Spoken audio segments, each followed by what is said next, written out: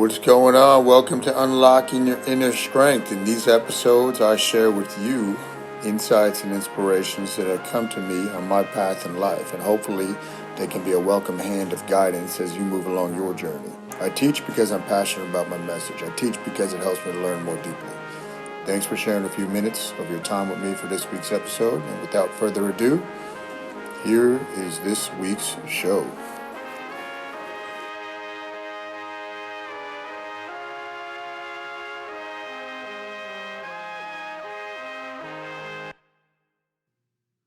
Hey everybody, it's Kyle once again with another episode of Unlocking Your Inner Strength, episode 242. Hope you had a Merry Christmas and Happy Holidays. Big week here as we turn the page into 2021. I want to start. Somebody once told me the definition of hell. On your last day on earth, the person you could have become will meet the person you became. On your last day on earth, the person you could have become will meet the person you became. What's that gap? That gap, the bigger that gap, the bigger the hell, because you didn't reach your full potential. Good news is you still got time. Now is the perfect time to start writing out your vision so it pulls you along into the future and you become it instead of trying to push these goals up the hill. So I want you to think about that. So today we're going to be talking about, are you terrified to look into the future? Now, keep in mind that fear exists in the future. The future does not exist except for in your mind. It's a projection. And we can use future-based thought for the positive. A lot of people avoid it, right? They avoid it when it could be used for the positive, but they harp on it and they obsess over it when it can be used for the negative. Just like you're seeing with all the COVID stuff. This fear, the unknown, right? Lack of clarity, what might happen, blah, blah, blah, all this stuff. Fear is a very powerful weapon. But if it's a weapon, you can also use that weapon for good in your own mind. So let's remember that as we go forward with this. So all fear exists in the future. The future does not exist. It's a figment of your imagination. Now, a couple things here. Most people, right, are terrified to look into the future because the future holds the consequences of what you're doing right now. If you look into the future a year from now, 2 years from now, and you don't like what you project, now's the time to change that. Most people don't want any responsibility. Most people don't like to acknowledge that life is a cycle, right? It's what you're becoming. It's growth. You need the growth. You need to challenge your brain and your spirit, okay? And you can do both of those things through challenging your body. But that's a different topic entirely. But you need to challenge yourself. You got to take the time to really think about what you want for your life, right? What you are today is going to manifest tomorrow. Are you working on your inner game? Are you working on becoming better? Are you studying? You should have books around you. That should be part of your day, is studying. So let's see what else we got here. As you come into 2021, a couple key points here, right? Something I'm going to be doing next, in a couple weeks, I guess it is. Write out your vision. Rather than just writing down goals, write out your vision a year from now, or whatever date you do it. I'm going to do mine on January 15th. So it's pulling you along. Write it as if a year from now, these things have happened. It's a vision. It's called visioning. It's a vision exercise. But write it out, okay? Now, you can't let the fear in this case stop you. Everybody gets scared when they do something new. I don't care who it is. Everybody gets a little bit of nerves when they do something new. New means there's less clarity. The brain goes into somewhat of a survival mode as it tries to figure out the pattern of what's coming. But everybody gets scared when they do something new. Don't let anybody fool you, okay?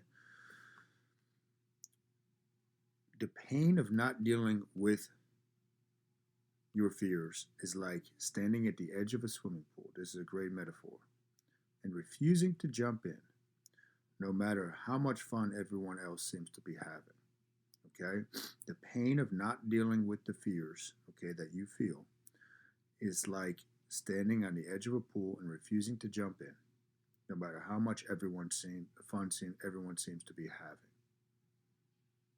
You got to take the jump. You got to jump in. Doesn't matter if the water's a little too hot, a little too cold.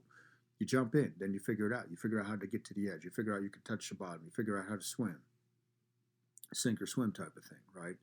But don't wait for all the lights to be green, right? This is not the time to do that. You've already seen this past year how quickly things can be taken from you. Don't take anything for granted, especially your life. You don't know how much time you have. You don't know when it's going to come to the end. But also realize that should give you some sense of urgency. Remember what I said. On your last day on earth, the person you could have become, will meet the person you became. The person you could have become will meet the person you became. Let's close that gap. Let's become what you could become. Right? Let's do this because you owe it to yourself. These ideas that you have in your head that you are not acting on. If you're not acting on them, it's selfish because those ideas, that one idea you might have, might dramatically change the course of somebody else's life for the positive. Might dramatically change the course of somebody else's life for the positive. I was thinking about that the other day when I was cleaning out the garage on, I think it was Saturday. And just using my life as an example, with Newell Strength, right? When that became an idea, if I was too scared to act on it and try to figure it out, and I'll tell you a funny story about that in a second, then all these lives would have not been intertwined. The staff, the team, the clients that have changed their lives for the better. So if I held that idea in and didn't act on it, that would have been a selfish thing. But now it's changed multiple lives, and I'm not taking credit for it. It was an inspiration. But because I acted on it, it was able to impact other lives. And you have ideas in you that you need to share, okay? So when I started, and this should give you some inspiration as you come into 2021, I remember sitting there. I was still teaching. I remember sitting there. Let me take a drink of my salt water.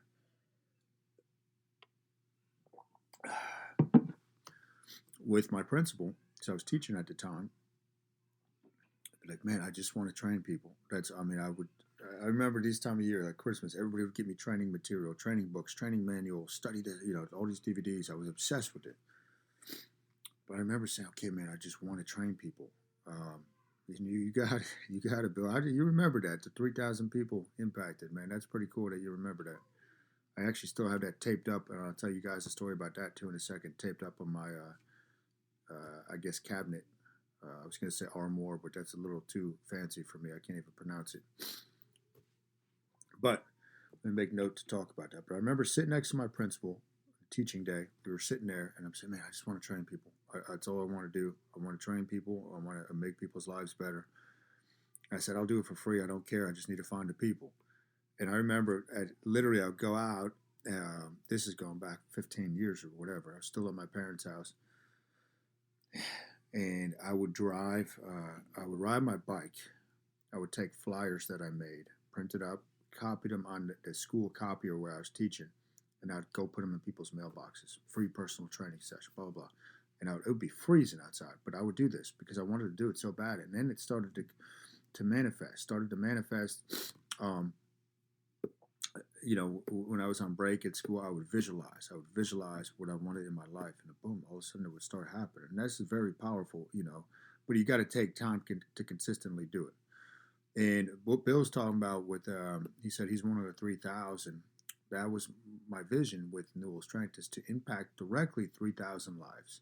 Now that has a butterfly effect, because someone like Bill or these other people, all of a sudden they go and affect 1 or 2 lives, 3, 10 lives, whoever. And it has this huge impact. So that's really powerful. But don't be scared to look into the future when it could benefit you. Okay, when you could project out and you create this theater of your mind in the life that you want. So Carl Jung, great psychologist, maybe you've heard of him. He used to urge people that would have, I'm just reading through my notes here, recurring nightmares to just turn and face the beast. The horror you're running away from is almost always much less horrible than your imagination would have you believe. Nightmares dissolve into realizations. Your worst thoughts, they're not going to happen. I mean, how could you have, in some ways, a worse reality of as far as what they've done to us the past 9 or 10 months? But you're surviving. It's actually fascinating, and I get pumped up thinking about you're living through this moment because you were meant for this moment. You were born at this time to face this head on and bring humanity into a new realm, right? That's what I believe. So it's exciting in a way. It could be frustrating if you focus on that. Don't focus on the past of what's been taken away from you. Think about what's coming into your life through the future. Look into the future because, again, tomorrow is the result of today. Okay?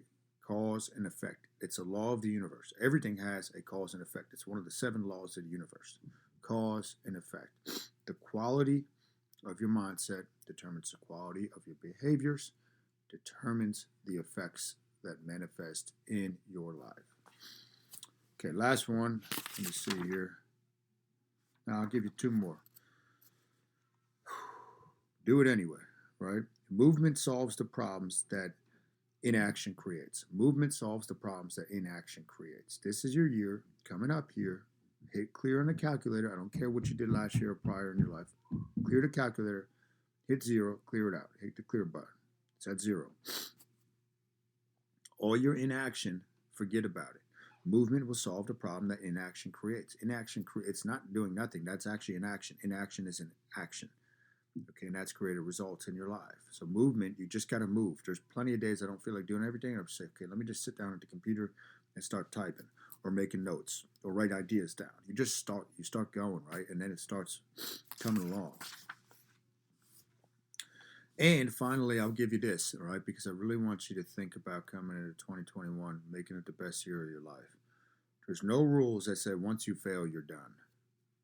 You only lost, as the professor says, if you don't know why you lost. There's no rules that say once you fail, you're done. In fact, that's how you learn, is you fail and you learn, hopefully, you adjust, you continue to go. Just because you fail once doesn't mean you're out of the game. You're still alive. When I stopped teaching, a couple years after I had that conversation with my principal, I remember when I put in my notice, really doing a lot of mental work to get my head around it. But I realized, okay, if I fail at Newell Strength at the gym, I'm not dead. I'm still in the game.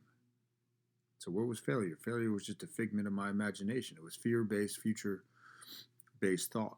So if you're going to use future-based thought, don't let the fear, because the fear just happens on autopilot. All fear is in the future. But if you're going to be using the future of your thought, use it to visualize what the heck is going to happen in your life for the positive. All right, that's what I got for you today. Happy New Year to everybody. Hope you had a great Christmas.